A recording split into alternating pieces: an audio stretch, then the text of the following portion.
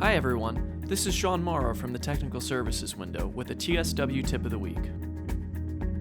Have you ever imported a sound file only to find that it plays through one ear of your headphones? This may be because you recorded a stereo file through only one left or right input. This will make all your sound come through only one channel in playback.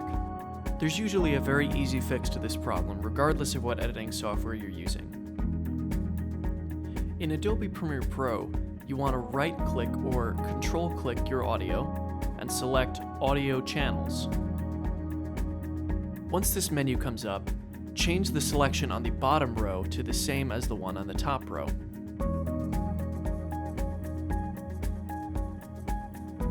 Now when we play back the clip, we'll get audio in the left and right channel.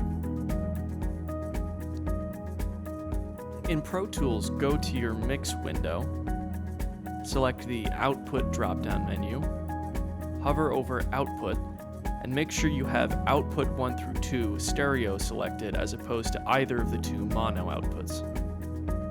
Additionally, check to make sure that you haven't set the track to be panned to the left or right.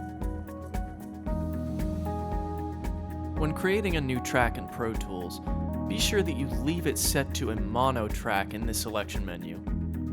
This will prevent the problem from occurring entirely.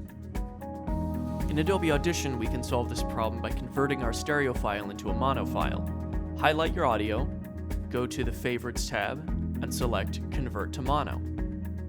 Now our stereo channels have been converted into a single mono channel.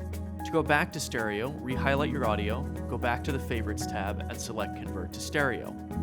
Now you can see both of our stereo channels contain the same audio. In Final Cut Pro, first have your audio selected, then go to this window in the top right.